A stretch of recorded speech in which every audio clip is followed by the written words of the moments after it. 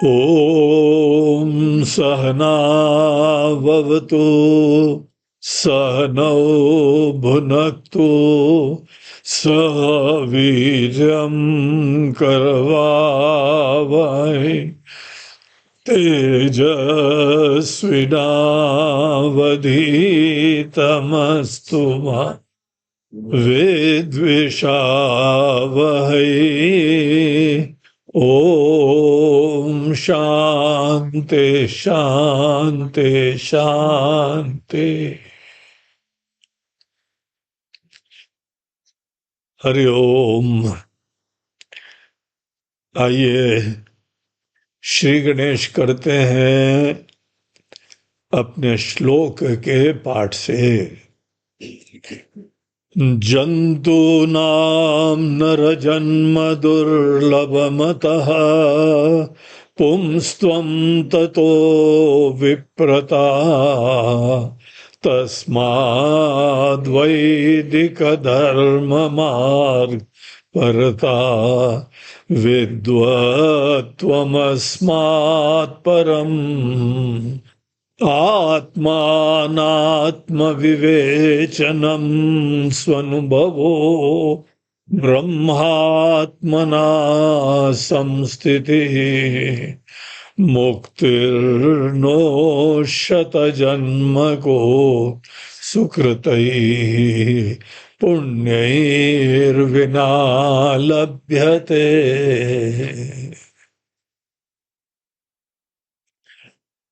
तो कल हम लोग विवेक चूड़ामणि के इस दूसरे श्लोक पे चिंतन कर रहे थे और इस पूरी प्रवचन श्रृंखला का हमने नाम दिया हुआ है मोक्ष के सोपान। ये हम लोग के आचार्य लोगों की महिमा होती है कि एक श्लोक में पूरी यात्रा का हमको संक्षेप में निचोड़ बता देते हैं। लेकिन निचोड़ बता देना, सार बता देना, ये केवल एक भूमिका है। यहाँ पे शास्त्रों की शैली ये होती है कि प्रारंभ में जो भी तात्पर्य है, जो आशय है, जो संदेश है, जो बताना चाहते हैं, उसको संक्षेप में पहले बता देते हैं और फिर एक एक बिंदु के ऊपर आगे विस्तार करते हैं और उसके उपरांत पुनः ग्रंथ के समापन पे इसी बात का उपसंहार करते हैं। तो उपक्रम और उपसंहार, प्रारंभ और अंत एक ही बात कहेंगे। हम लोग जिस समय अध्ययन करने जाते हैं तो हमारे गुरुदेव प्रारंभ के दिन ही बताते हैं ये प्रॉब्लम था, अपने आप को जानते नहीं हो और इसीलिए जीवन में सब झमेले होते हैं। अब ये भूमिका बना दी, फिर उसके उपरांत चर्चा करी कि आत्मा क्या है, जीव क्या है, कहाँ से आए महाराज, ये कैसे जो है वो प्रकट हो गए, सब अनेक रहस्य। और अगर जीव भाव में रह के इसी को सत्य समझ के जीते हैं तो कैसे अंतहीन संसरण होता रहता है। ये सब भिन्न भिन्न बातें बता के अंत में बोलते हैं कि देखो हमने बोला था ना, अपने आप को छोटा समझ के जीने से ही झमेला होता है और ये पूरी कल्पना है। तुमने श्रुति युक्ति आदि समस्त चीजों से इस चीज को जान लिया है और संभवतः अनुभव भी कर लिया है, क्योंकि जब हमको गुरुजी बताते हैं उसी समय बातें दिख जाती हैं, अनुभव भी हो जाता है, श्रुति को भी समझ जाते हैं, युक्ति भी स्पष्ट हो जाती है। और अगर हमारा मन उपलब्ध हुआ हो तो मन में पहले से ही कोई बैठा हो, वैकेंसी ना हो, कोई असुर लोग बैठे हैं कोई राग द्वेष बैठे हैं, दुनिया भर की अनेकों प्रिय पदार्थों के प्रारंभ में ही मन में रुचियां पड़ी हुई हैं, तो अनुभूति नहीं होती है। अनुभूति के लिए मन को निर्मल होना चाहिए, साफ होना चाहिए। जहां पे दिमाग है वहां दिल होना चाहिए। जिसका दिमाग जहां होता है वहीं दिल होता है, वहीं पे समझ भी आ जाती है, अनुभूति भी आ जाती है। ये पर्सन टू पर्सन डिफर करता है।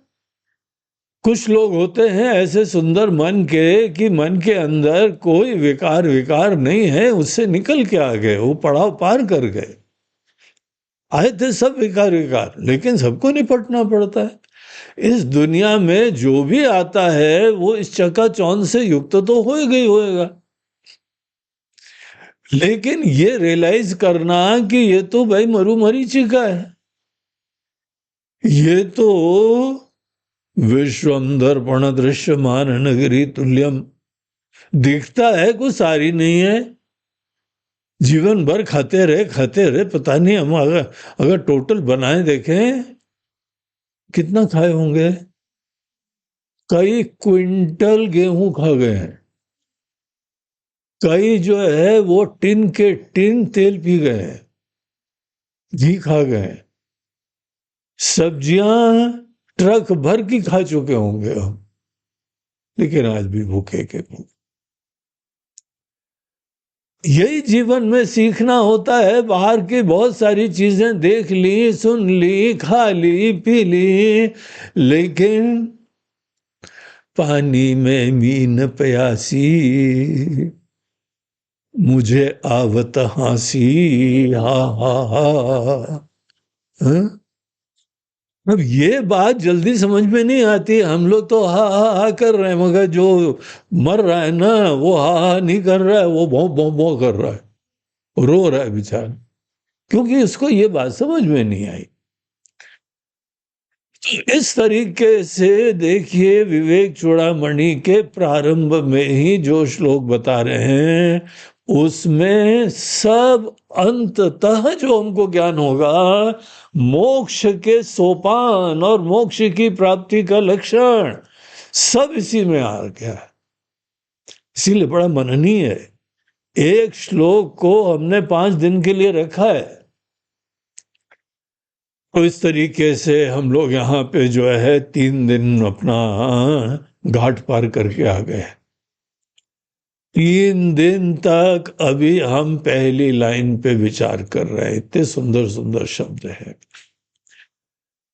तो अभी तक हम लोगों ने यहाँ पे ये बात देखी हुई है कि मोक्ष हमारा पुरुषार्थ है, अर्थात पुरुष को जिस चीज के लिए संकल्प पूर्वक मेहनत करनी पड़ती है, जो किस्मत से नहीं मिलती।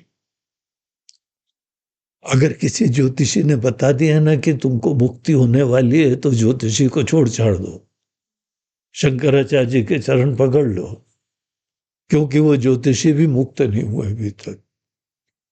जो मुक्त नहीं हुए वही ये सब बातें बोलेंगे कि ग्रह आ जाएंगे, जब तुम्हारे अपने ही घर में गुरु आ जाएंगे, और 7वें से, 4थे से, 5वें से, भगवान जाने कहां से वहां से बैठे मंगल देखा करेंगे, और शनि तुमको घर से लुटवा देंगे, तुम्हारे सब मोह वो खत्म करवा देंगे। कोई चांस ही नहीं रहेगी कि वहां पे प्रॉपर्टी प्राप्त करो। अब तुमको ब्रह्म ज्ञान मिलेगा। अब ज्योतिषी महाराज अगर यही मोक्ष के सोपान लिखेंगे ना, तो ऐसे लिखेंगे। लेकिन जिस समय भगवान श्री आदि शंकराचार्य लिखते हैं तो बोलते हैं कि बेटा, तुम्हारे पुण्य से, सुकृत करने के द्वारा पुण्य से मुक्ति मिल जाएगी तुमको। इसीलिए एक सिद्धांत तो यहाँ पे गांठ बंद करके रख लो, हमको अच्छा करना है, बुद्धिमान करना है, प्रामाणिक करना है, देखा देखी में अज्ञानी लोगों का अंध अनुकरण नहीं करना। ये पहले दिन की शिक्षा हो गई थी।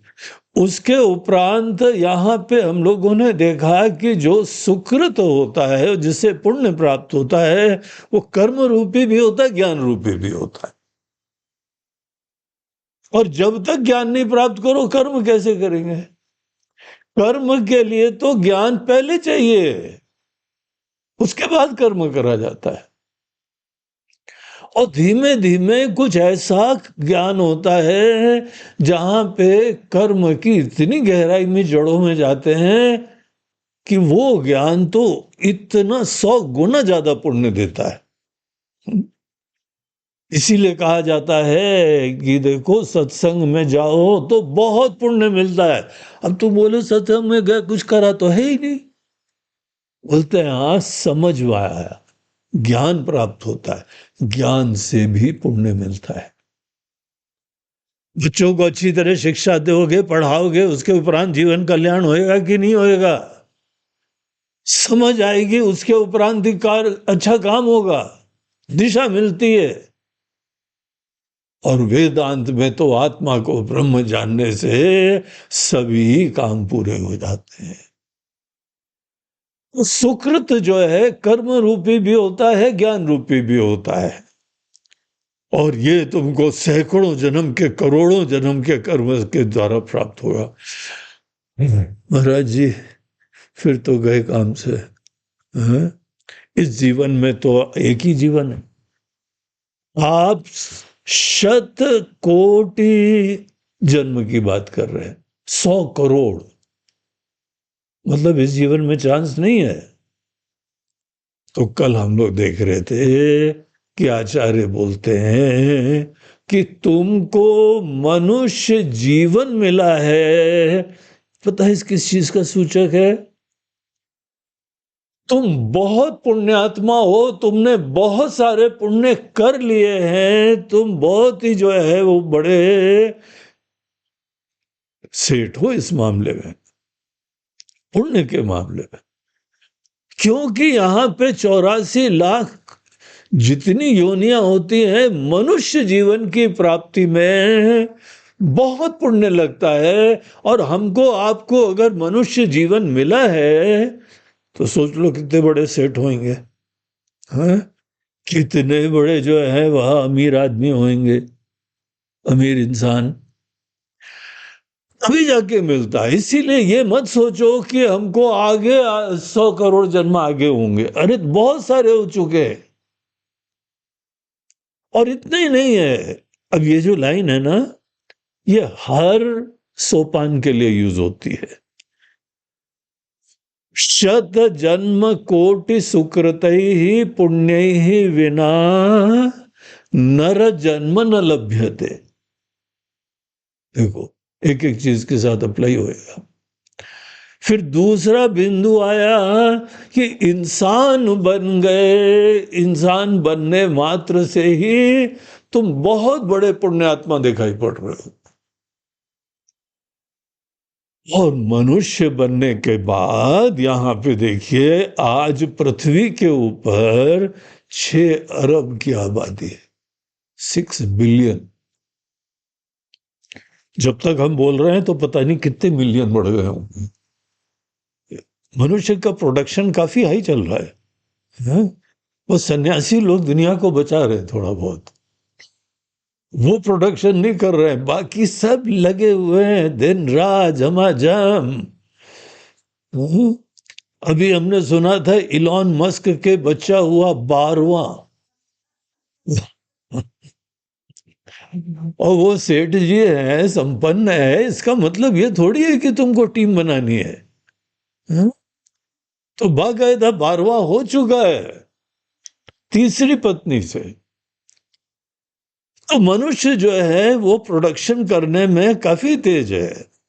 इसमें ज्यादा अकल लगती है, इसमें कलाकारी भी होती है, इसमें वैरायटी भी होती है। स्पेनिश है, स्पेनिश, अंग्रेजन है, कोई अफ्रीकन है, सब मिठाइयां टेस्ट करते हैं इधर उधर से और प्रोडक्शन बढ़ा रहे हैं बस।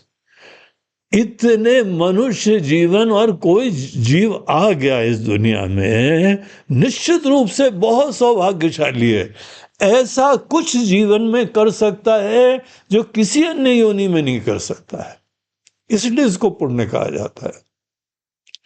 लेकिन इसके बाद आचार्य बोलते हैं, अब देखिए इसी एक बिंदु पे हम लोग और चिंतन कर सकते हैं। पशु के जीवन और मनुष्य के जीवन में विशिष्टता क्या होती है? कई बार तो पशुओं का जीवन देखो तो इतने प्यारे होते हैं, लोगों को तो डॉक्टर लोग बोलते हैं कि एक जो है ना घर में कुत्ता पाल लो, उससे पता क्या फायदा होगा? तुम्हारी दारू बंद हो जाएगी, तुमको तनाव नहीं होगा, तुमको बीमारियां नहीं होंगी, स्ट्रेस बस्टर होते हैं, दुनिया भर की चिंता दूर कर देते हैं। तुम घर में आओगे तो इतने खुश होते हैं, इतने प्यार से उमड़ते हैं कि तुमको शंका होने लगती है हमने करा क्या जीवन में, इतना प्यार कोई कर रहा है? ऐसा प्यार करते हैं। और जिस समय इंसान को इस तरीके से प्रेम मिलता है, सब चिंता भूल जाता है, क्योंकि जितना रोना था इसीलिए रोना था, हमको कोई पूछता नहीं है। और यहां बगैर मांगे इतना पूछ रहा है, नाच रहा है, चाट रहा है, मुंह जो है वह उछल उछल के चूम रहा है तुम्हारा। तो इतना प्यार देते हैं, प्यार की पुंज होते हैं। कुत्ते हो जाएं, घोड़े हो जाएं, इतने वफादार होते हैं। हाथी हो जाए, गाय हो जाए, कितने जानवर हैं, इतने प्यारे प्यारे होते हैं। इनफैक्ट जितने जानवर होते हैं सब में प्रेम होता है। किसी ने शेर को पाला बचपन से, इतना प्यार करता था कि उसको किसी ने बोला नहीं इसको अब पालो वालो नहीं, इसका घर जो है ना जंगल में है, छोड़ के आओ। तो समझ में आई बात, बोलते हैं आखिर इतना बड़ा शेर लेके हम घूमें कहाँ, उसको रखेंगे कहाँ पे? और समाज के नियम होते हैं, ऐसा नहीं रख सकते, तो जाके जंगल में छोड़ के आया। 5 साल बाद सोचा कि यार कम से कम देखता है कैसा है। 5 साल बाद उसी जंगल में गया और जानकारी निकाली यहाँ पे कौन कहाँ शेर हैं, इस इलाके में कहाँ रह रहे हैं आजकल। वहां जाके उसने उसके नाम से उसको पुकारा, शेर बड़ा वाला। दौड़ता हुआ वो शेर जो है वहां आ गया और उसने देखा इसको, ऐसे दौड़ के आया। अब शेर आके गले मिलेगा तो सोच लो क्या होगा। वो खड़ा हो जाता है तो दोगुना साइज का होता है और हाथ उसके इतने बड़े बड़े, लेकिन आके एकदम उसके गले से लग गया। प्यार की पुंज होते हैं। जितने जानवर होते हैं बहुत प्यारे होते हैं, भगवान के अधीन होते हैं। इसमें कोई शंका नहीं है कि इन लोगों से हमको शिक्षा मिलती है, प्रेरणा मिलती है। लेकिन एक चीज यह है, ये सब प्रोग्राम्ड है, संस्कार से युक्त है। और जितना इनके अंदर प्रोग्रामिंग है, जितना संस्कार है, जीवन भर उसी दायरे में रहेंगे। कई जो है इंद्रियां इतनी अच्छी होती हैं। कुत्तों की बात करिए, हमारे आश्रम में तो सदैव रहते हैं भैया, कभी आना तो संभल के आना। हाँ, लेकिन काटते कभी नहीं है, प्यार की मूर्ति होते हैं। और हम लोग कभी बांधते भी नहीं आश्रम में इनको। परम स्वतंत्र न सिर पर कोई, ऐसे रहते हैं।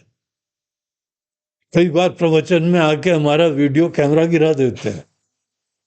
अभी हाल में ही हुआ, कैमरा जो है टूटते टूटते बचा, लेकिन उसके उपरांत भी अभी भी हमारे सामने पड़े हुए हैं, यहीं भागे बैठते हैं। तो इस तरीके से अच्छे प्राणी हैं, पुण्यात्मा हैं, लेकिन जीवन भर वही रहेंगे। जानवरों को, शेर को अगर उसका प्रोग्रामिंग वाला भोजन नहीं मिला तो घास नहीं खाता है। अकल ही नहीं आती, सोच ही नहीं आता। देखता है कि सब हिरन हिरन, हाथी हाथी सभी घास खा रहे हैं, तो घास में भी कोई सार होता होगा। आज भूख लगी है, चलो घास खा के देख लो, लेकिन वो दिमाग में नहीं आता है। इससे पता चलता है कि ये लोग पूरे संस्कारित होते हैं, प्रोग्राम्ड होते हैं, कंडीशनड होते हैं। और जब भगवान ने सबको कंडीशनिंग करी हुई है तो बहुत अच्छी करी हुई है। मस्त रहते हैं, बलवान रहते हैं, स्वतंत्र रहते हैं, प्रेमी रहते हैं और भगवान के निमित्त बन के जीवन जीते रहते, लेकिन इस दायरे से बाहर नहीं जाते। मनुष्य के अंदर भी कोई भी संस्कार आ सकते हैं, कैसे भी रंग में रंग सकते हैं। और सबसे अच्छी बात यह है, एकमात्र नर जन्म ही होता है जहां पे हम लोग अपने संस्कारों को बदल सकते हैं। कोई मजबूरी नहीं है।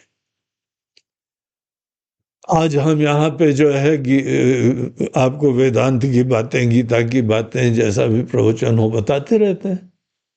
आप सोचते हो हम बचपन से ऐसे थे क्या? पता ही नहीं था ये सब कुछ और ही संस्कार थे। हम लोग अपनी सोच बदल सकते हैं, अपने संस्कार बदल सकते हैं। आप कितने बदल गए हैं? जो सुन रहे हैं बदलते गए ना। जैसे जैसे कोई शिक्षा मिलती गई, जैसे जैसे कोई जीवन में कोई लोग मिलते गए, प्रेरणा मिलती गई, हम बदलते गए। हम लोग अपने संस्कार बदल सकते हैं, कंडीशनिंग बदल सकते हैं, दायरा बदल सकते हैं। और मूल चीज पता है क्या है? हम अपने आप को भी बदल सकते। बाकी किसी के पास ये स्वतंत्रता नहीं है। जैसा संस्कार मिले, जैसी प्रेरणा मिले, इसीलिए प्रारंभ में तो कोई ज्ञानवान होता नहीं है, देखा देखी में होता है। इसीलिए संग की बड़ी महिमा होती है। दुस्संग को छोड़ना, सत्संग को प्राप्त करना, अच्छे लोगों के साथ उठो बैठो तो अच्छी चीजें सीखने की प्रेरणा होती है और उस रंग में रंग जाते हैं। जो बाहर भी बदल सकते हैं, कर्म भी बदल सकते हैं, आदतें भी बदल सकते हैं, सोच भी बदल सकते हैं,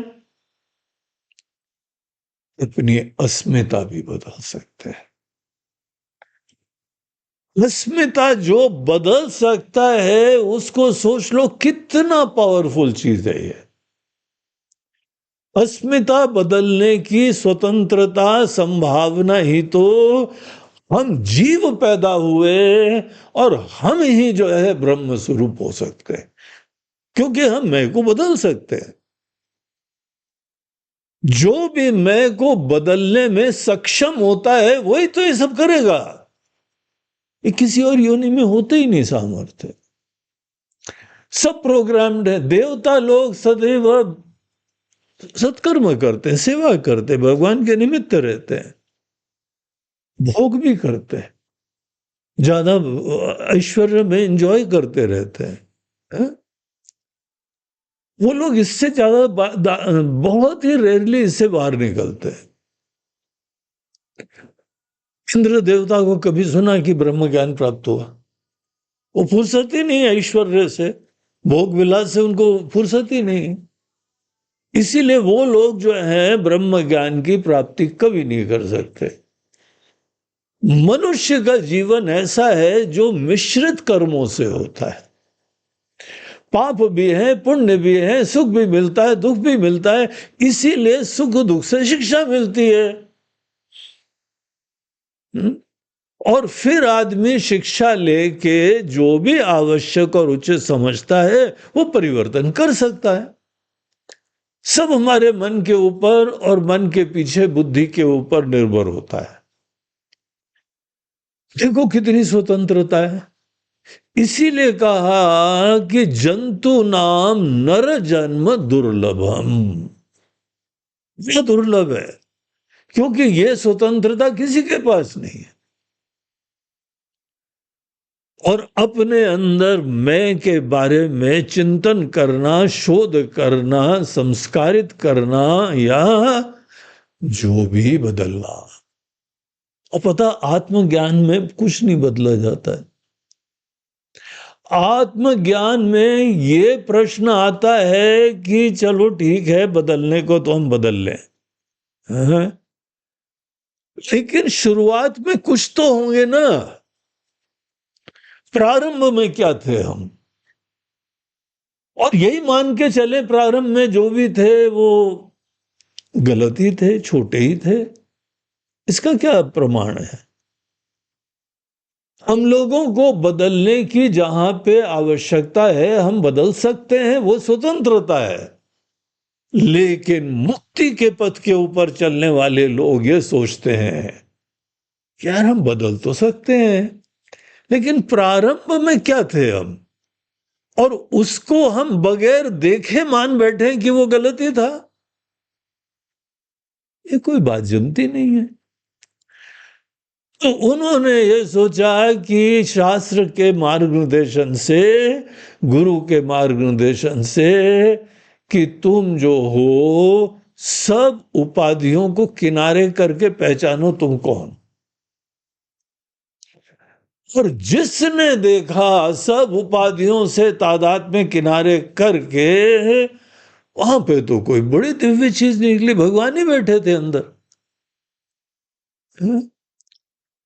सत्यम ज्ञानम अनंतम, वही परम सत्य है, वो अनंत है, वो ज्ञान स्वरूप है, वो हमारे हृदय में आत्मा की तरह से बैठी हुई है, हम ही है वो।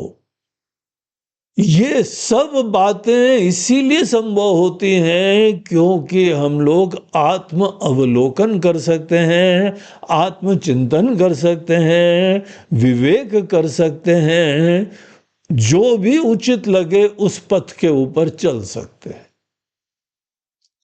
कितनी बढ़िया स्वतंत्रता है। हम लोगों को नर जन्म प्राप्त हुआ है, नर जन्म के लिए भगवान को बारंबार धन्यवाद देना चाहिए। भगवान हमको पता नहीं इतने पुण्य हमने करे थे। और नर जन्म, आज तो वैज्ञानिक लोग बोलते हैं कि इसका मस्तिष्क सुपर कंप्यूटर है। तुम बाहर जो है अच्छा मोबाइल ले लें, अच्छा लैपटॉप ले लें, अच्छा कंप्यूटर ले लें, कितनी कोशिश करते हैं, और मिल जाए तो कितना धन्यता महसूस करते हैं, है? हम लोग का जो मन है ना और बुद्धि सुपर कंप्यूटर है, और ये फोकट में मिला है, भगवान की कृपा से मिल गया। दुनिया में कृपा से मात्र नहीं होता, हमारे जब तक पुण्य नहीं होते भगवान कृपा भी नहीं करते। बोलते निकालो माल, करके आए हो कोई सेवा, पुण्य करा है नहीं करा है, नहीं करा है तो कर लो, फिर दे देंगे, हम दे देंगे तुमको। तो हमको विश्वास नहीं होता है कि इतना पुण्य करा होगा हमने। तो शंकराचार्य जी बोल रहे देखो वो 100 करोड़ वाले जन्म के पुण्य की बात तो सही है, लेकिन तुम कोई खास ही चीज थे, बहुत पुण्य करा था तुमने, इसीलिए तुमको इस चीज का एक स्वाभिमान, धन्यता, प्रसन्नता होनी चाहिए। तुमने अच्छे कर्म करे इसकी खुशी तुमको दिन के प्रारंभ में होनी चाहिए। तुमने पुण्य का अर्जन करा और ईश्वर ने तुम्हारे पुण्य कर्म देख के सबसे बड़ी चीज इस ब्रह्मांड में मनुष्य जीवन, कंधे के ऊपर पोर्टेबल सुपर कंप्यूटर, वो देख के दुनिया में भेजा है। क्या सौभाग्य है, क्या धन्यता है। ऐसी बात सुनने से अपने अंदर सौभाग्य की अनुभूति होती है और धन्यता की अनुभूति होती है, और एक हमारी अस्मिता बनती है कि हम पुण्यात्मा हैं।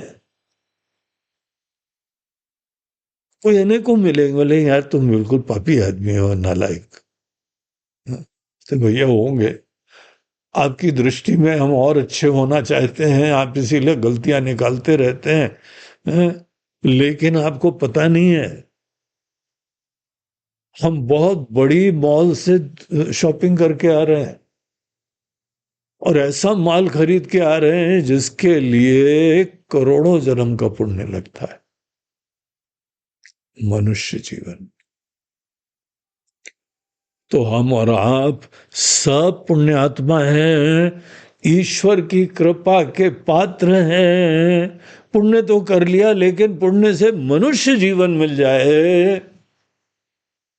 क्योंकि भरोसा नहीं था, ये ईश्वर की कृपा थी। अभिमान नहीं कर सकते हैं, विनम्रता से धन्यता रख सकते हैं। तो देखिए, ये पूरी यात्रा हमारी चालू होती है विनम्रता से, धन्यता की अनुभूति से।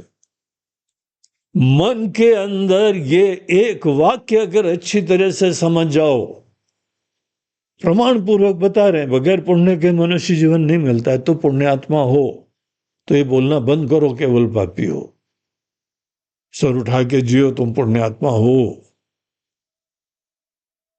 हाँ, अभी तुमको कुछ और भी करना था, शायद नहीं कर पाए हो, कोई बात नहीं, लेकिन अपने आप को दीनहीन मत समझो। हर व्यक्ति के अंदर इस पथ पे चलने के लिए धन्यता, स्वाभिमान होना चाहिए, वही लोग आगे बढ़ते हैं। सोच लो, मन के अंदर नकारात्मक वृत्तियां हो, दीनता हो, महापापी हो, इस मार्ग पे चलोगे क्या? कभी नहीं चल सकते। तो ये वाक्य बोलने के द्वारा हम सब लोगों को हमारे आचार्य श्री प्रेरणा दे रहे हैं, प्रसन्नता जाहिर कर रहे हैं, और बोलते हैं कि हाँ, अब तुमको प्रारंभिक कोई एक साधन तो प्राप्त हो गया, अब हम आगे तुमको बताते हैं। बहुत सारे मनुष्य है, नर जन्म से युक्त हैं, लेकिन कौन आगे बढ़ता है? वही गिने चुने लोग जिनमें पुंस्त्वम होता है। पुंस्त्वम बोलते हैं पुरुषत्व को। अब पुरुषार्थ करने वाला तो पुंस्त्वम से युक्त होना ही चाहिए ना। मोक्ष जो है वो परम पुरुषार्थ है, तुमको पुरुषार्थ करना आना चाहिए, और मनुष्य जीवन भी मिल गया है। लेकिन पुंस्त्वम यहां कहते हैं अच्छी चीजें देख के सदैव उस पथ पे चलना। कुछ भी देखा देखी में हम नहीं करने वाले।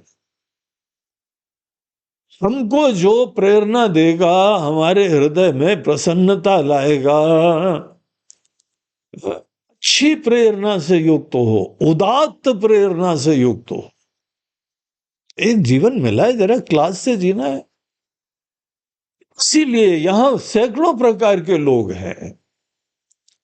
जितने प्रकार के लोग हैं, मोटे तौर से उनको दो भागों में विभाजित करा जाता है।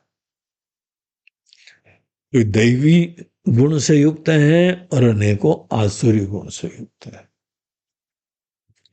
जो लोग भी दैवी गुण से युक्त हैं, अच्छी खुशी मिलती है, मिलके खुशी मिलती है।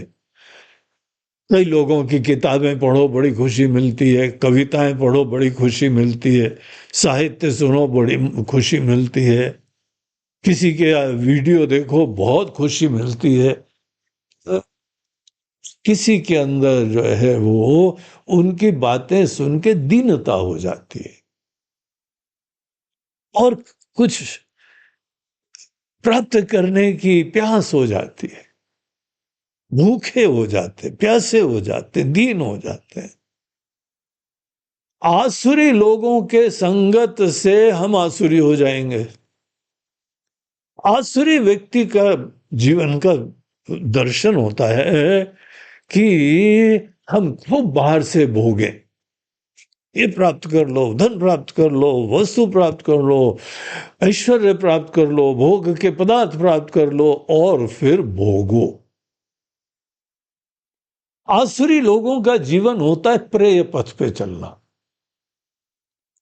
हमको अच्छा लगता है हम प्राप्त करेंगे, हमको अच्छा लगता है ये खाएंगे, हमको अच्छा लगता है हम सुनेंगे। देखो, जो दैवी लोग होते हैं उनके पास भी स्वतंत्रता है, वो भी खाते पीते हैं, क्योंकि बगैर खाए पिए जीवन नहीं चलेगा। लेकिन अच्छा खाते हैं, सोच के खाते हैं, कल्याणकारी खाते हैं, श्रेय पथ के ऊपर चलते हैं। ये हम लोगों के एक कठोपनिषद के अंदर ये बात हम लोगों को उपनिषद ने बताई है। वहां पे यमराज जी आचार्य थे, गुरु जी थे, उन्होंने अपने शिष्य नचिकेता को बताई कि जीवन में सदैव तुम्हारे पास ये दो ऑप्शन रहेंगे। जब भी कोई परिस्थिति आएगी, या तो तुम ये करो हमको अच्छा लगा, हमको नहीं अच्छा लगा, हम ये भोगे, हम ये नहीं भोगे। तो मजे लेने का सोचो, आनंद लेने का सोचो।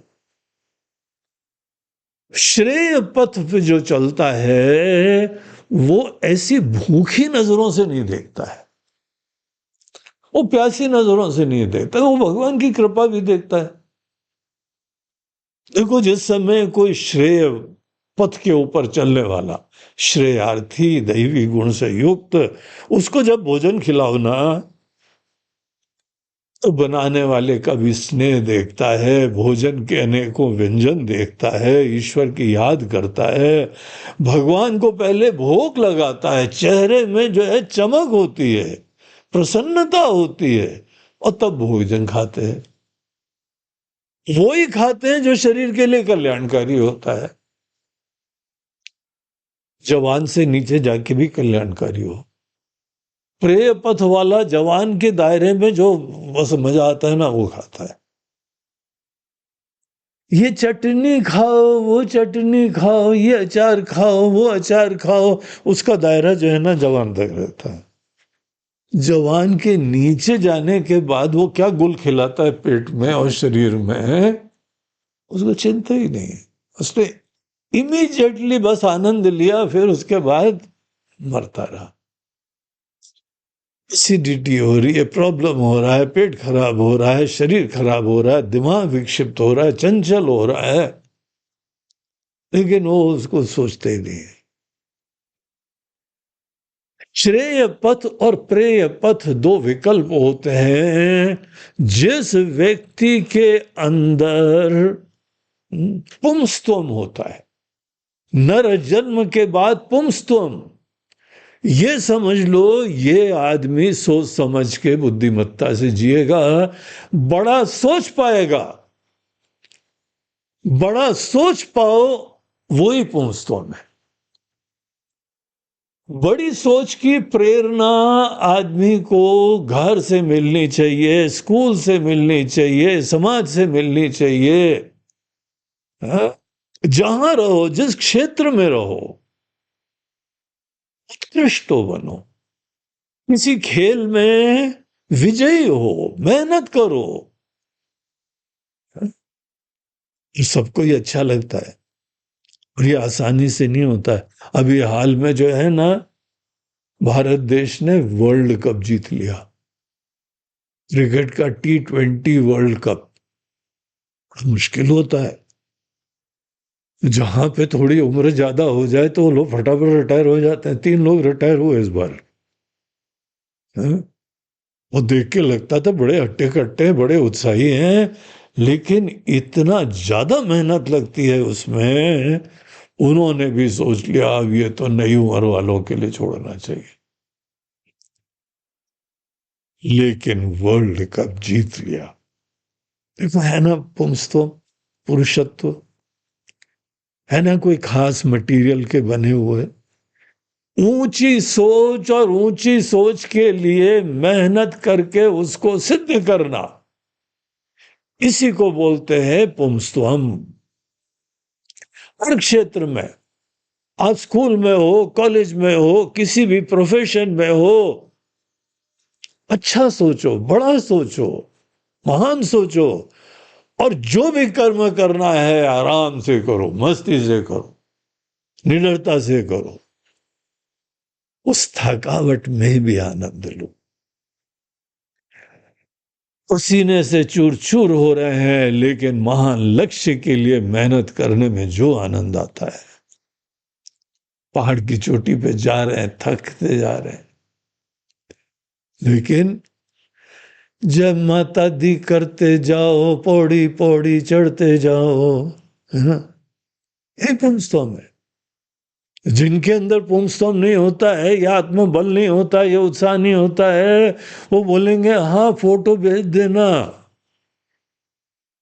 व्हाट्सएप कर देना, हम भी यहां से ही जो है ना भगवान केदारनाथ के दर्शन कर लेंगे,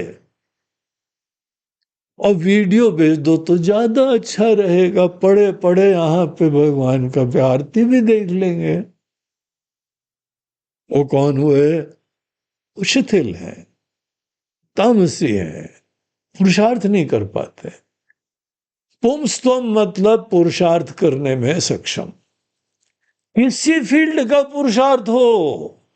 शुरुआत में अभी कोई ज्ञान की अपेक्षा नहीं है, अभी तो एक इंसान आगे बढ़ रहा है, उसके अंदर पुरुषत्व को उभारना चाहिए। गेम्स जो है ना, खेल बहुत अच्छे पुरुषार्थ को उभारते हैं, इसीलिए समाज में खेल कूद इसको जो है बढ़ावा देना चाहिए। अनेकों शिक्षा में भी अच्छी शिक्षा प्राप्त करके आगे बढ़ने का उत्साह होना चाहिए, कोई भी फील्ड हो तुम्हारा।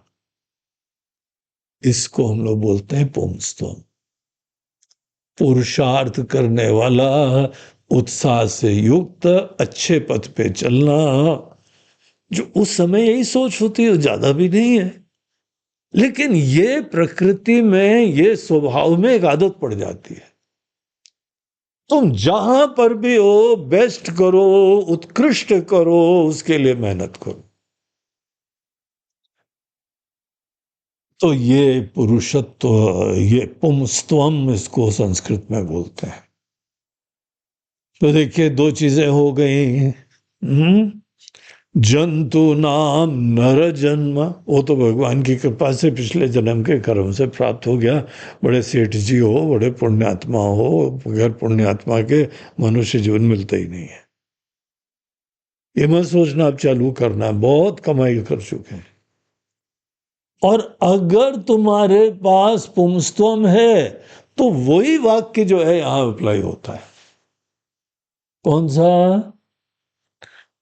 शत जन्म कोटि सुकृतैः पुण्यैः विना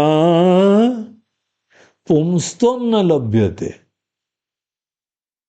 तो जैसे पहले हमने बताया नर जन्म न लभ्यते, नर जन्म बगैर पुण्य के नहीं मिलता है, वैसे ही किसी व्यक्ति में ये उत्साह है, उदात्त सोच है, अच्छी सोच है, अच्छे बनने की सोच है, अच्छे क्षेत्र में आगे अग्रसर होने की सोच है, इस दबंगता को, इस उत्साह को, इसको जो है कहा जाता है पुंस्तम।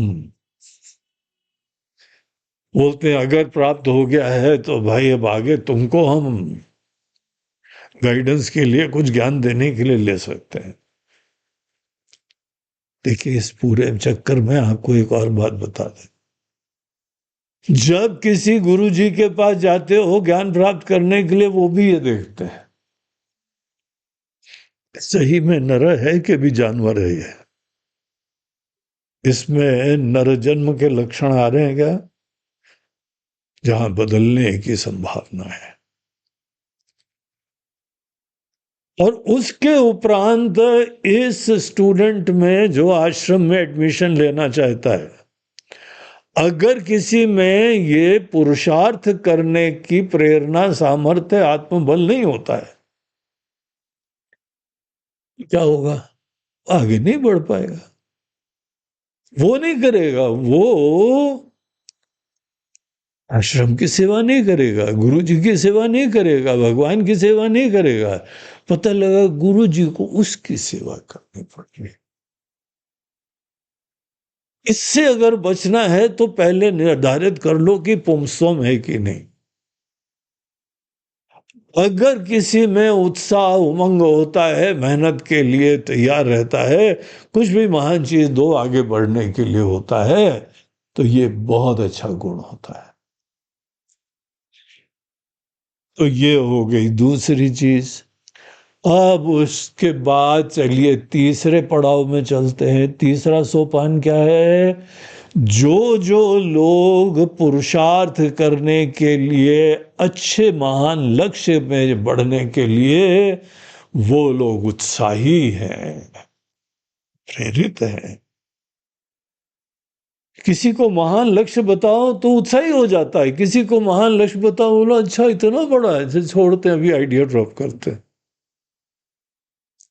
तो वो पता लगता है कि पुंस्तम उसके अंदर है कि नहीं है। नेक्स्ट चीज, जिन जिन में पुंस्तम होता है सब लोग आगे नहीं बढ़ पाते हैं। उनमें से कुछ लोग विप्रता का लक्षण दिखाते हैं। तो इसीलिए आचार्य बोल रहे हैं पुंस्तम ततो विप्रता, ततो विप्रता, इसके बाद विप्रता होनी चाहिए। विप्रता मन का एक वो गुण और भाव होता है जो एक अच्छे सच्चे विप्र में होता है। विप्र किसको बोलते हैं? विप्र बोलते हैं कि सात्विक व्यक्ति, बुद्धिमान व्यक्ति, ब्राह्मण व्यक्ति। पुराने समय में जहां पे हम लोग की वर्ण व्यवस्था बहुत ही बढ़िया तरीके से चलती थी, अगर कोई ब्राह्मण मिल जाए तो बहुत हाई चांसेस होते थे कि वो विप्र होगा। लेकिन आज के समय हम लोग के देश में इतने ज्यादा आक्रमण हुए हैं, हम लोग की वैदिक संस्कृति को जड़ से निकालने के लिए लोगों ने प्रयास करे, सब खत्म हो गया है, वर्ण की शुद्धि खत्म हो गई है। तो ऐसी स्थिति यहां पर है। तो विप्रता पुराने समय में अब ब्राह्मण उसका अर्थ दे सकते थे, आजकल के समय क्या देना पड़ेगा? बदली हुई परिस्थिति में, एक छोटी सी दुनिया में, अब दुनिया जो है ना, देशी विदेशी लोग सब आ जाते हैं। उनको कैसे पता लगे ये विप्र है? विप्र की पहचान के लिए सच्चा होना चाहिए। एक कथा आती है, एक बालक जो है किसी गुरुकुल में जाता है, तो उनको बोला कि हाँ बेटा तुम्हारे पिताजी का नाम क्या है? बोलते महाराज जी हमने तो देखा नहीं, पता नहीं हमको। तो उन्होंने सोचा शायद पिता का देहांत हो गया होगा। बोला कल अपनी माँ से पूछ के आ जाना। तो वो माँ से पूछ के दूसरे दिन जब पूछा जाके, तो माँ बोलती है बेटा हमारा जीवन ऐसा रहा है कि अनेकों यहाँ पे पुरुषों के साथ उठना बैठना रहा, हमारी मजबूरियां रही, हमको तो पता ही नहीं तुम्हारे पुरुष पिता कौन है। देखा जाए तो वो वैश्य निकली, वैश्य मनोवृत्ति से अपना जीवन जी रही थी, तो भी बच्चे को पढ़ा रही थी, अच्छे गुरुकुल में भेज रही थी। तो उसने बच्चे ने जाके सच्चाई बता दी गुरु जी को। बोला हमारी माता जी को पता नहीं। एक क्षण तो गुरु जी को थोड़ा झटका लगा, लेकिन बाद में उन्होंने बोला बेटा तुम ब्राह्मण हो।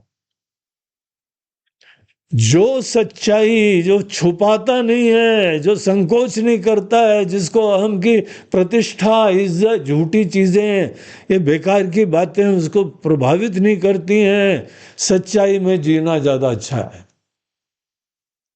जो भी कॉन्सिक्वेंस हो। तो बोला आज से तुम ये हो, तुम्हारा नाम फलाना फलाना शर्मा। तो उन्होंने ब्राह्मण बता दिया उसको। तो ब्राह्मण का गुण होता है जो सच्चाई में जिए और ज्ञान की प्राप्ति की प्रेरणा हो। सबसे बड़ा गुण। देखिए, जीवन में ज्ञान बहुत बलवान होता है। बहुत सारी चीजें यहां जीवन में काम की होती हैं। आपके पास नाम है, शोहरत है, धन है, व्यवस्था है, सब काम की चीजें होती हैं। लेकिन आपको पता है ये सब चीजें केवल ज्ञान से आती है। ज्ञान सबसे बलवान होता है। ज्ञान पवित्रकारी होता है, ज्ञान मोक्षदायी होता है, ज्ञान ऐश्वर्य समृद्धिदायक होता है। इसीलिए कुछ लोग जीवन में गहराई से ज्ञान की प्राप्ति को प्राथमिकता समझते हैं। कोई भी फील्ड हो, विनम्रता से ज्ञान की प्राप्ति सतत करते रहो। एक सज्जन ने जो है वो किसी से पूछा, आपको इतना ज्ञान कैसे प्राप्त हुआ? बोलते हम तुमको अपना सीक्रेट बताएं? बोलते जरूर, वही तो महाराज जी जानना चाहते हैं। बोलते हमने अपने अंदर कभी भी शिष्य को मरने नहीं दिया। हम सदैव शिक्षा की प्राप्ति की मन में आदर और प्रेरणा रखते हैं। कुछ लोग होते हैं थोड़ा बहुत ज्ञान प्राप्त करा और उसके बाद ज्ञान का ही अभिमान करने लगते हैं। जिसने ज्ञान का अभिमान करा उसका ज्ञान अटक गया और उसके अंदर बदबू आने लगती है फिर। और हमने देखा है कई स्टूडेंट्स भी आश्रम में होते हैं, थोड़ा बहुत ज्ञान प्राप्त कर रहा, कुछ थोड़ी बहुत सफलता मिल गई और मन में सोचने लगे हम तो बड़े ज्ञानी हो गए भाई।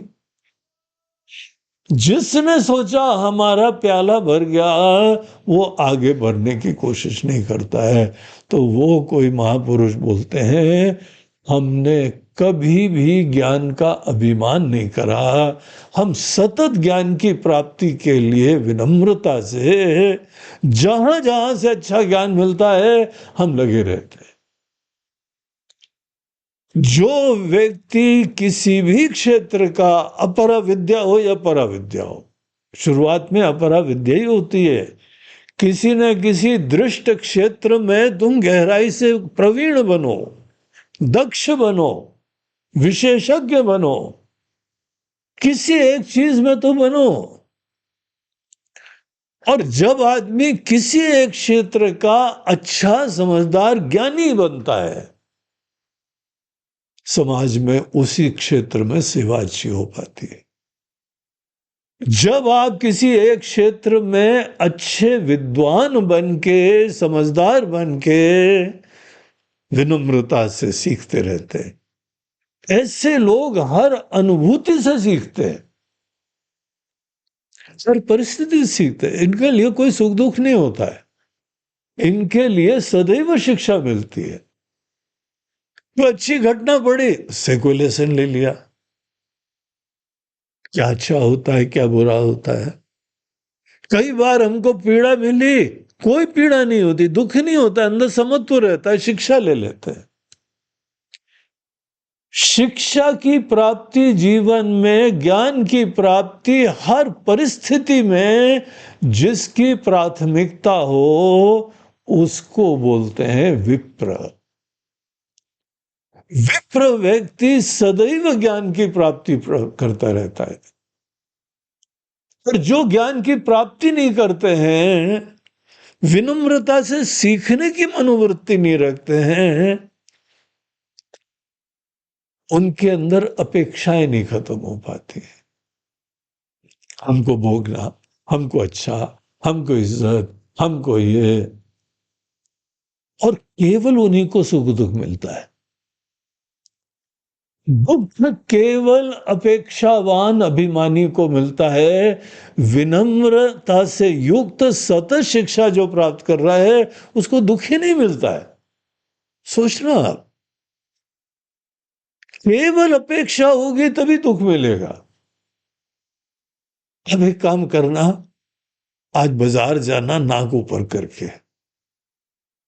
नाक ऊपर मतलब हवा में, हम बड़े खास हैं, हम तो बड़े विशिष्ट हैं, और हम तो बड़े प्रसिद्ध हैं, हम तो फलाने हैं, हम ढिमाके हैं, कुछ ना कुछ हवा में।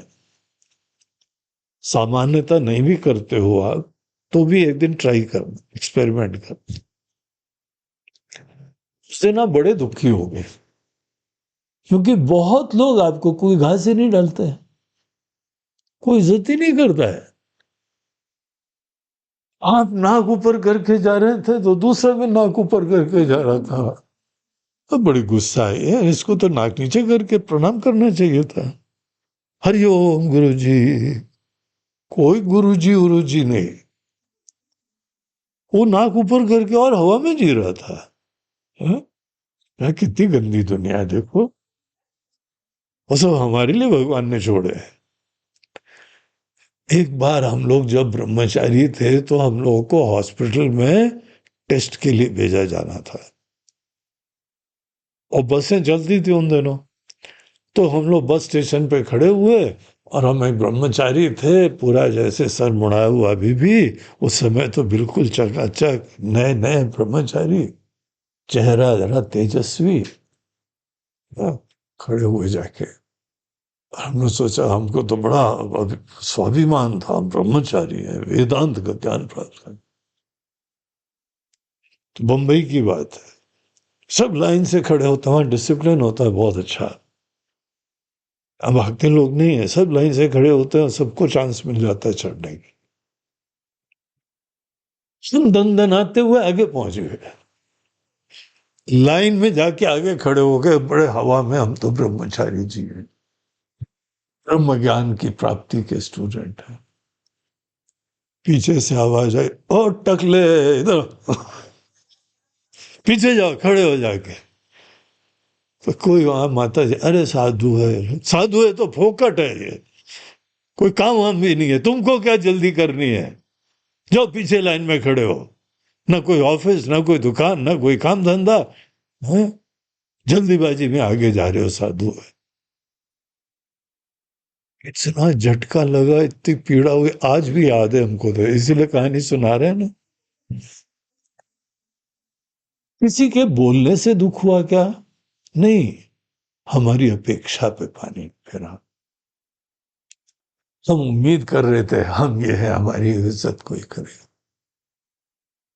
अपेक्षा के वजह से ही दुख होता है। अगर आप अपेक्षा को आने न दो, सतत शिक्षा की वृत्ति बनाए रखो।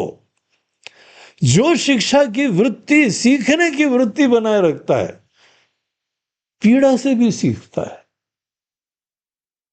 सुख से भी सीखता है। जो व्यक्ति सतत अच्छी अच्छी शिक्षा प्राप्त करे, अच्छे विद्वानों के पास जाए, अच्छी किताबें पढ़े, महान ज्ञान की प्राप्ति की प्रेरणा रखे, अपने क्षेत्र में एक्सीलेंस रखे और दक्षता रखे, और अच्छे विज्ञान और कलाकारी और सेवा, और जल्दी से उसके अंदर संतुष्टि ना हो। सतत आपके अंदर जो है ना सीखने की मनोवृत्ति रहती है, उसको बोलते हैं विप्र, विद्वान। अभी विद्वान नहीं हुआ है, विद्वान के भूमिका है ये, सीखने के लक्षण है ये। अगर विप्रता नहीं होती है, सीखने की वृत्ति नहीं होती है, ऐसे आदमी को सिखाओ तो वो गुरु लोगों के लिए भी बड़ा जो है ना हेडेक होता है। हाँ सीख के आए, कल बताया था, याद है? नहीं गुरुजी भूल गए। अब इच्छा ही नहीं हो, किसी की प्रेरणा ही नहीं होती है, तो फिर क्या होगा? यही हाल होगा ना, भूल गए। तो हमारी गरज है कि हम तुमको सिखाएं ना, तुमको प्रेरणा है। हम लोगों के वहां पे ये परंपरा है, जब तक न अपृच्छता कस्यचित ब्रूयात, बगैर कोई प्रश्न करे हुए जवाब मत दो, तुमको सब ज्ञान है। अंदर से निकलने दो जिज्ञासा, इच्छा निकलने दो। जिसके अंदर इच्छा होती है, प्रेरणा होती है, उसको ज्ञान देने से उसके दिल में ज्ञान चला जाता है। वो गुण जहां पे सीखने की मनोवृत्ति होती है, सतत शिक्षा की प्राप्ति, फील्ड कोई भी हो, फर्क नहीं पड़ता, ये मनुष्य के अंदर का गुण है। फील्ड में एक्सीलेंस होता है, विद्वत्ता होती है, तो आर्ट, कॉमर्स, साइंस, कुछ भी हो, पॉलिटिकल फील्ड हो, सोशल सर्विस हो, एजुकेशन हो, कोई भी फील्ड हो, आप अपने अपने फील्ड में कुकिंग क्यों ना हो। आपको पता है कुकिंग वाले जो है ना, इतने निष्ठावान महान लोग हैं, इतना एक्सीलेंस प्राप्त करा है, कमी कोई कमी नहीं है कमाई उमाई की। यूट्यूब में कुकिंग के चैनल है, लाखों मिलियंस लोग उसको फॉलो करते हैं। और अगर आपके चैनल में 1 मिलियन फॉलो करने लगे तो यूट्यूब आपको चेक भेजता रहता है हर महीने, उससे लगे रहो मुन्ना भाई, है? अगर तुम ऐसी बढ़िया बढ़िया चीज बनाओगे तो हमारा यूट्यूब चलता रहेगा और यूट्यूब की कमाई होगी, विज्ञापन हम देते रहते हैं, उससे कमाई होती है, लो इतना परसेंट तुमको। इतने समय मात्र उसने अपनी फील्ड में अच्छी निष्ठा का परिचय दिया, विनम्रता से, और सीखने लगा। कोई भी फील्ड हो, और विशेष रूप से अपरा की फील्ड हो, अपरा विद्या, जो सीखने की मनोवृत्ति से युक्त रहता है उसी को विप्र कहा जाता है।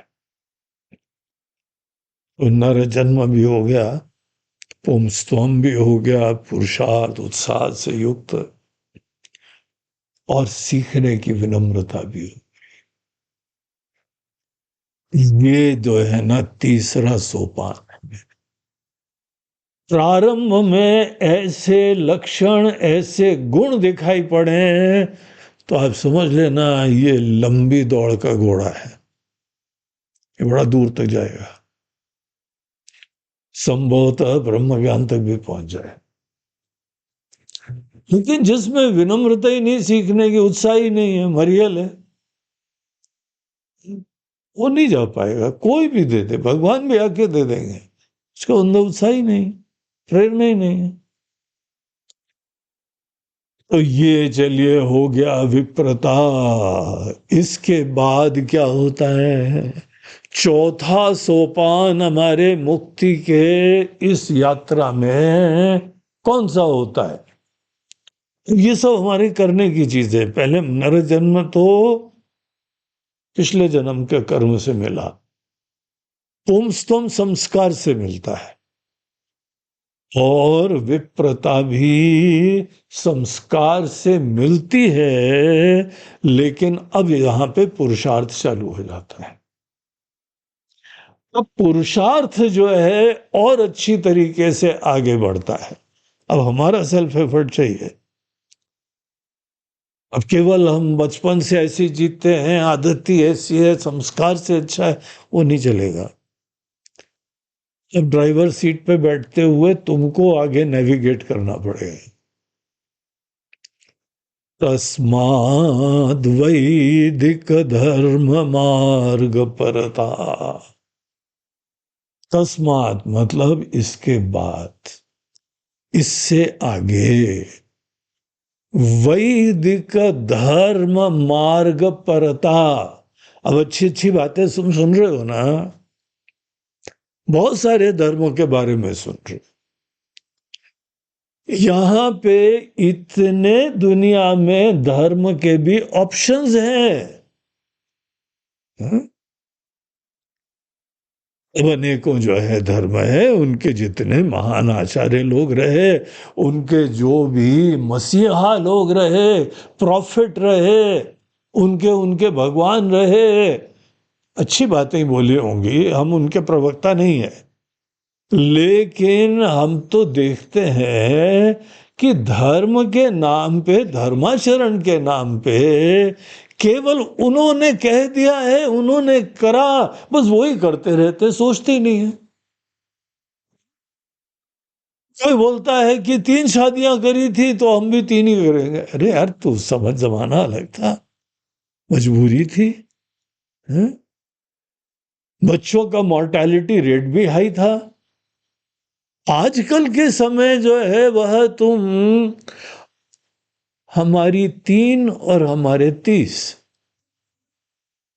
अभी वो जमाना थोड़ी रह गया। अभी एक बच्चे का भी जन्म होता है, उसका जिंदा रहने का चांस बहुत हाई होता है। इतनी चिकित्सा की व्यवस्था, इतनी शिक्षा की व्यवस्था सब अच्छी हो गई है, तो बस देखा देखी में।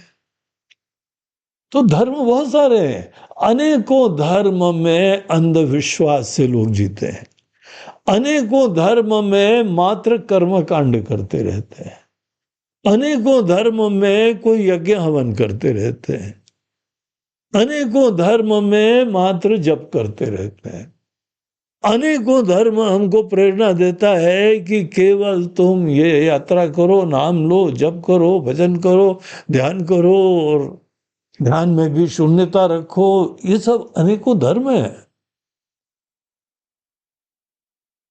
और यहां पर अनेकों धर्मों के अलावा एक और धर्म है, वैदिक धर्म। अगर कोई विप्र, अगर कोई बुद्धिमान, अगर कोई समझदार विप्र धर्म का आश्रय लेता है, फिर पता लगता है कि विप्र धर्म नहीं, वैदिक धर्म।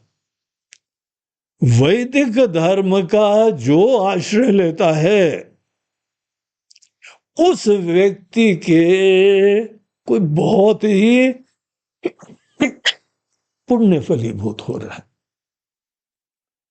अब ये वाक्य हम यहां पर प्रयोग कर सकते हैं, शत जन्म कोटि सुकृत ही पुण्य ही विना वैदिक धर्म मार्ग परता न लभ्यते। वैदिक धर्म का जो दार्शनिक हैं वो समझते हैं, सामान्य व्यक्ति नहीं समझ पाता है। वैदिक धर्म की क्या विशिष्टता है, इतने सारे, दुनिया एक मॉल बन गई है, इतने सारे ऑप्शंस आपके पास हैं, है? आप जो है बौद्ध बन जाओ, जैनी बन जाओ, सिख बन जाओ, और मुसलमान बन जाओ, ईसाई बन जाओ, और राधा स्वामी बन जाओ, और रामा स्वामी बन जाओ, पता नहीं कौन कौन से स्वामी सब हैं, है? इतनी वैरायटी है। और भाई हम लोग को तो जो भी है भाई निष्ठा से कर रहा है, वो उसका जीवन है, उसको प्रणाम है। हम लोग के देश में तो संप्रदाय कोई भी हो, यहां मनुष्य को इसी ही देश में स्वतंत्रता है। हम लोग के भारत देश में दुनिया भर के सब संप्रदाय, पंथ यहां पे एग्जिस्ट करते हैं। एक समय दुनिया में यहूदी लोगों को लोगों ने मारना चालू करा, इसने नहीं दिया। वर्ल्ड वॉर 1, वर्ल्ड वॉर 2 उसी चक्कर में हुई, लाखों के संख्या में उनको जो है खत्म कर दिया गया। लेकिन कुछ यहूदी भारत देश आए, आज तक सही सलामत जी रहे हैं, अपने ही कार्य को फॉलो कर। दुनिया भर के अंदर इस्लाम के जितने स्कूल्स हैं, अनेकों शिया सुन्नी, ये सब आपस में मरते रहते हैं, है? इराक, ईरान, ये सब शिया सुन्नी अलग अलग संप्रदाय है। लेकिन भारत वो देश है जहां पे जितने संप्रदाय इस्लाम के हैं, सब यहां पे को एग्जिस्ट कर, विलक्षण देश है। यहाँ पे बौद्ध का जन्म हुआ, यहाँ जैनियों का जन्म हुआ, यहाँ वैदिक धर्म का जन्म हुआ, यहाँ सिख का जन्म हुआ, है? कितने सारे, और एक एक के अंदर 4-4 5-5 प्रकार के हैं, 6-6 प्रकार के। ईसाइयों में पता है कितने प्रकार है? आपको आश्चर्य होगा, इतने वैरायटी है। तो इतने सारे धर्मों के मध्य में किसी व्यक्ति को, अभी ज्ञान से तो हम निश्चय कर नहीं सकते हैं, क्योंकि पता ही नहीं हमको, दुनिया भर के धर्म का हमको ज्ञान ही नहीं है। तो हम यह अभिमान नहीं कर सकते हैं कि हम बहुत ही सोच समझ के बड़े विद्वान होके फिर वैदिक धर्म का चयन करा। बोलते भैया ऐसा नहीं होता है, कि तुमको ईश्वर की कृपा से, पुण्य के प्रताप से वैदिक धर्म के पथ पे चलने का तुमको प्रेरणा, सौभाग्य मिल रहा है। लेकिन ये समझ लो, ये बहुत जन्मों के पुण्य के प्रताप से संभव होता है। क्या चीज? वैदिक धर्म मार्ग परताप, वैदिक धर्म के पथ पे चलने की प्रेरणा, परायण होना, ये बहुत बड़ी चीज है। और आप लोग में अगर ये सुन रहे हो ना, जो जो इन प्रवचनों का श्रोता है,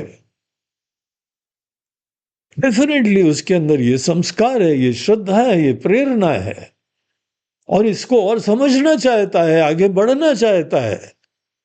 आप बहुत पुण्यात्मा लोग। अगर पुण्य का अभिमान करोगे तो अटक जाओगे यहीं पे। अगर विनम्रता रखोगे, विप्रता रखोगे, और वैदिक धर्म के अंतर्गत जो जो लक्ष्य बताए हुए हैं उस पे चलोगे, तो निश्चित रूप से आगे बढ़ लोगे। लेकिन इतना तो है कि बहुत पुण्यात्मा हो, बहुत बड़ी ईश्वर की कृपा के पात्र हो। वैदिक धर्म सुनने को मिला, वैदिक धर्म समझने को मिला, वैदिक धर्म पे चलने की स्वतंत्रता मिली है। और अगर हमारा मन भी परायण हो जाए तो धन्य हो, आगे के तुम्हारे बहुत सारे द्वार खुल जाएंगे। तो ये यहां पर सोपान नंबर 4 था। अब ये सोपान की प्राप्ति के बाद आगे क्या होता है, वो हम लोग कल के अपने प्रवचन में आगे देखेंगे। ओम पूर्णमदः पूर्णमिदं पूर्णात् पूर्णमुदच्यते पूर्णस्य पूर्णमादाय पूर्णमेवावशिष्यते। ओम शांति शांति शांति।